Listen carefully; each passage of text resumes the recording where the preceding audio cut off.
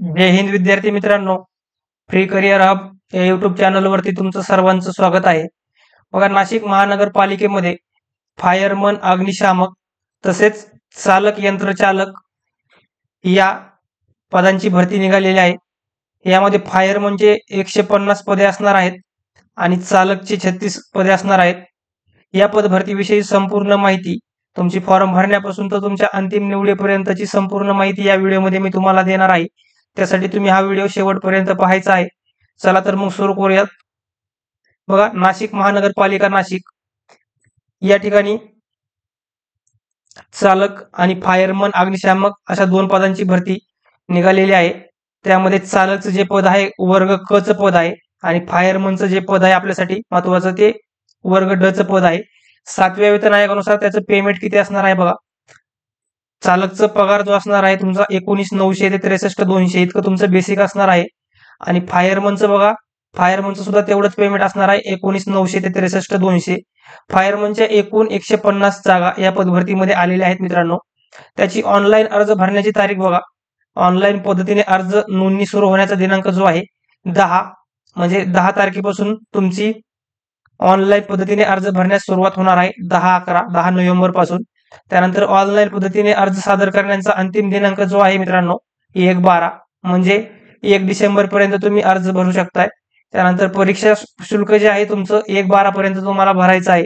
परीक्षेसाठी ऑनलाईन प्रवेशपत्र जे असणार आहे तुमचं परीक्षेच्या 7 दिवस अगोदर संकेतस्थळावर तुम्हाला प्रवेशपत्र मिळणार आहे. त्यानंतर ऑनलाईन परीक्षेचा दिनांक जो आहे नाशिक महानगरपालिकेच्या संकेतस्थळावर उपलब्ध असेल. नाशिक महानगरपालिकेचं जे संकेतस्थळ आहे त्याच्यावर तुम्हाला ऑनलाईन परीक्षेचा दिनांक मिळून जाईल. यामध्ये बघा, परीक्षा शुल्क जे असणार आहे मित्रांनो, परीक्षा शुल्क खुला प्रवर्गासाठी तुमचं 1,000 रुपये फीस असणार आहे फॉर्म भरण्याची. मागास प्रवर्ग व अनाथ प्रवर्ग यांच्यासाठी 900 रुपये फीस असणार आहे.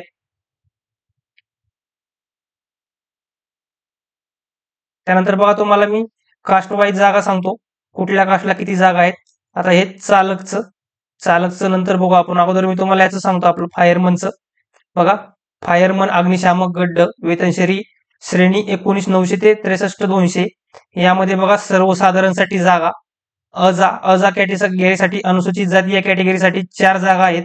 त्यानंतर अनुसूचित जमातीसाठी 10 जागा, विजासाठी 1 जागा, भज ब साठी 2 जागा, भज क साठी 1 जागा, भज ड साठी 2 जागा, विमा प्र साठी 2 जागा.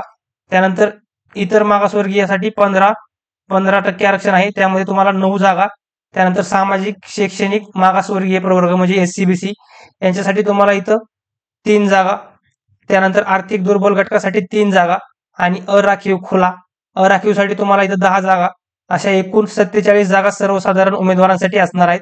त्यानंतर बघा, महिला उमेदवारांसाठी साठी 5 जागा, साठी 5 जागा, साठी 10 जागा, अनुसूचित जातीसाठी 5 जागा आणि अनुसूचित जमातीसाठी 10 जागा. त्यानंतर विजा साठी 2 जागा, भज ब साठी 1 जागा, भज क साठी 2 जागा, भज ड साठी 1 जागा, विमा प्र साठी 1 जागा, इमा व साठी 7 जागा, सामाजिक शैक्षणिक साठी 4 जागा, आर्थिक दुर्बल घटक EW साठी 4 जागा आणि अराखीवसाठी सर्वसाधारणसाठी इथं 11 जागा आहेत. महिलांना, पुरुषांना 10 सर्वसाधारण मध्ये. त्यानंतर बघा, माजी सैनिकांसाठी 15% आरक्षण असतं. त्यामध्ये मध्ये 2 जागा, मध्ये 5 जागा, विजामध्ये 1 जागा, भज ब मध्ये 1 जागा, भज क मध्ये 1 जागा, भज ड मध्ये जागा नाहीये. त्यानंतर बघा, डायरेक्ट इमा व साठी 3 जागा, सामाजिक शैक्षणिक आरक्षणासाठी 2 जागा, त्यानंतर EW साठी 2 जागा आणि अराखीवसाठी 5 जागा. त्यानंतर बघा, अंशकालीन मध्ये साठी 2 जागा, साठी 1 जागा, 3 जागा, विजा साठी 1 जागा. त्यानंतर बघा, भज क साठी 1 जागा, इमा व साठी 2 जागा आणि सामाजिक शैक्षणिक आरक्षणामध्ये 1 जागा, आर्थिक दुर्बल घटकासाठी 1 जागा, खुला अराखीवसाठी 4 जागा. त्यानंतर एकूण 15 जागा ह्या तुमच्या अंशकालीन उमेदवारांसाठी असणार आहेत.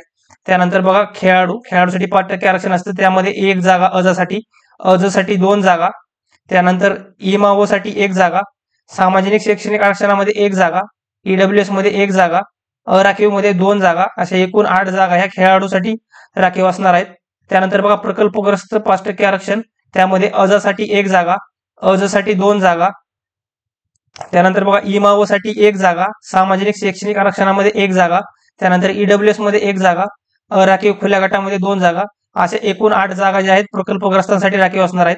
त्यानंतर बघा भूकंपग्रस्त 2% आरक्षण, त्यामध्ये अज मध्ये 1 जागा आणि अराखीव खुल्या प्रवर्गामध्ये 1 जागा, अशा एकूण 2 जागा ज्या आहेत त्या भूकंपग्रस्तांसाठी राखीव असणार आहेत. त्यानंतर अनंतांसाठी 1% आरक्षण असतं. अनंतासाठी 1% आरक्षणामध्ये तुम्हाला 2 जागा इथं बघायला मिळणार आहेत. बघा अग्निशामक फायरमन या पद भरतीमध्ये शैक्षणिक पात्रता काय असणार आहे मित्रांनो? शैक्षणिक पात्रता जी आहे तुमची माध्यमिक शालांत परीक्षा उत्तीर्ण आवश्यक, म्हणजे तुम्ही 10वी पास पाहिजे, तुम्ही 10वी पास प्लस मित्रांनो तुमच्याकडं राज्य अग्निशामन प्रशिक्षण केंद्र मुंबई यांचा 6 महिने कालावधीचा अग्निशामक पाठ्यक्रम पूर्ण केलेला असावा. तुमची 10वी झालेली असणं गरजेचं आहे. आणि त्यानंतर राज्य अग्निशामन प्रशिक्षण केंद्र जे आहे आपलं मुंबईमधलं, त्यामध्ये तुम्ही 6 महिन्याचं प्रशिक्षण कालावधी किंवा अभ्यास पाठ्यक्रम पूर्ण केलेला पाहिजे. आणि मराठी भाषेतून प्रशासकीय कामकाज करता यावे यासाठी मराठीचे ज्ञान आवश्यक आहे. हे तर सगळ्याकडे असतं, परंतु तुम्हाला हा 6 महिन्याचा कोर्स लागणार आहे अग्निशामकचा, हे तुम्ही लक्षात घ्यायचं आहे. त्यानंतर बघा तुमची शारीरिक पात्रता जी आहे, उंची असणार आहे मित्रांनो तुमची 165 सेंटीमीटर पुरुष उमेदवारांसाठी, आणि महिला उमेदवारांसाठी जी आहे 157 सेंटीमीटर. त्यानंतर छाती जी आहे साधारण 81 सेंटीमीटर फुगवून, तसेच 5 सेंटीमीटर जास्त म्हणजे 81 न फुगवता आणि 5 सेंटीमीटर तुम्हाला फुगवायचे आहे. सॉरी, 81 सेंटीमीटर फुगवून त्यामध्ये 5 सेंटीमीटर फुगलेली छाती पाहिजे. त्यानंतर बघा वजन जे आहे तुमचं 50 किलोग्राम तुमचं वजन पाहिजे, आणि महिलांसाठी बघा 46 किलोग्राम महिलांसाठी वजन पाहिजे कमीत कमी. त्यानंतर दृष्टी तुमची चांगली पाहिजे. त्यानंतर बघूया आपण ड्रायव्हरच्या जागा बघू मित्रांनो. बघा चालक मध्ये क्वालिफिकेशन बघा तुम्हाला काय आहे, माध्यमिक शालांत परीक्षा प्रमाणपत्र तुमच्याकडे असणं आवश्यक आहे, म्हणजे तुम्ही 10वी पास. त्यानंतर राज्य अग्निशामन प्रशिक्षण केंद्र यांचा 6 महिन्याचा कालावधी प्लस वाहन चालक या पदावर किमान 3 वर्ष काम केल्याचा अनुभव, इथं अनुभव मागितलेला आहे. परंतु फायरमन या पदासाठी तुमच्याकडे फक्त 6 महिन्याचं पाठ्यक्रम, राज्य अग्निशामन प्रशिक्षण केंद्र मुंबई यांचा 6 महिन्याचा अग्निशामक पाठ्यक्रम तुम्ही पूर्ण केलेला पाहिजे, आणि 10वी पास पाहिजे. या 2च अटी आहेत. यामध्ये तुमच्याकडं चालक या पदासाठी तुम्हाला 3 वर्ष काम केल्याचा अनुभव सुद्धा लागणार आहे. त्यानंतर वैद्य जड वाहन चालवण्याचा परवाना, मराठी भाषेचं ज्ञान, त्यामध्ये जागा बघूयात आपण. बघा चालक यामध्ये सर्व अशा एकूण जागा ज्या असणार आहेत तुमच्या 36 जागा असणार आहेत चालकसाठी. ते सर्वसाधारण मध्ये बघा, सर्वसाधारण मध्ये तुम्हाला 20 जागा असणार आहेत. महिलांसाठी तुम्हाला 9 जागा असणार आहेत. त्यानंतर माजी सैनिकांसाठी तुम्हाला 4 जागा असणार आहेत. अंशकालीनसाठी तुम्हाला 3 जागा असणार आहेत. त्यानंतर बघा खेळाडूंसाठी तुम्हाला जागा नाहीये, प्रकल्पग्रस्ताला पण जागा नाही, भूकंपग्रस्ताला पण जागा नाहीये, अनाथांसाठी आणि दिव्यांगासाठी पण जागा नाहीये इथे. यानंतर बघूयात मित्रांनो आपण परीक्षा पॅटर्न तुमचं पाहूयात. वयोमर्यादा बघू अगोदर. वयोमर्यादा जी असणार आहे तुमची, खुला मागासवर्गीय आर्थिक दुर्बल घटक कमीत कमी तुमचं 18 वर्ष वय तुमचं पूर्ण पाहिजे. कमाल वयोमर्यादा जी असणार आहे अराखीव गटासाठी, म्हणजे जास्तीत जास्त तुमचं, तुम्ही जर खुल्या प्रवर्गामध्ये असाल तर तुमचं 28 वर्षाच्या आतमध्ये तुम्ही पाहिजे. मागासवर्गीयांसाठी 33 वर्ष आहे. त्यानंतर खेळाडू, मागासवर्गीय, अनाथ, आर्थिक दुर्बल घटकासाठी 33 वर्ष, माजी सैनिक, भूकंपग्रस्त, प्रकल्पग्रस्त यांच्यासाठी 33 वर्ष, पदवीधर अंशकालीन उमेदवार जे असतात त्यांच्यासाठी पण 33 वर्ष इतकी वयोमर्यादा तुम्हाला लागणार आहे.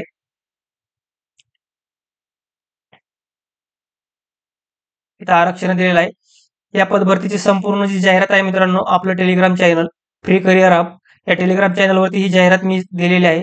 टेलिग्राम चॅनलची जी लिंक आहे ती या व्हिडिओच्या डिस्क्रिप्शन बॉक्समध्ये मी दिलेली आहे. टेलिग्राम चॅनलच्या लिंकवरती क्लिक करून टेलिग्राम चॅनलला जॉईन व्हा, तुम्हाला पदभरतीची जाहिरात मिळेल. ती संपूर्ण जाहिरात तुम्ही व्यवस्थित पाहून घ्या.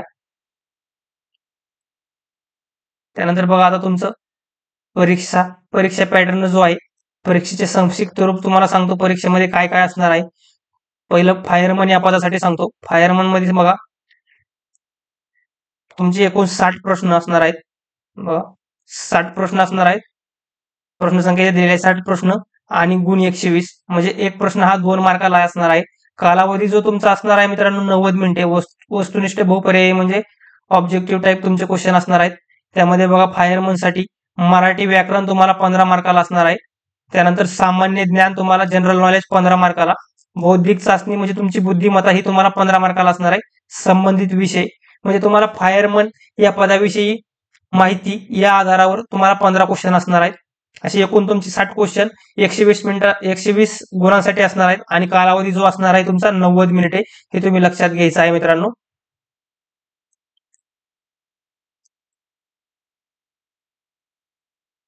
त्यानंतर तुमची 80 गुणांची मैदानी चाचणी घेण्यात येईल.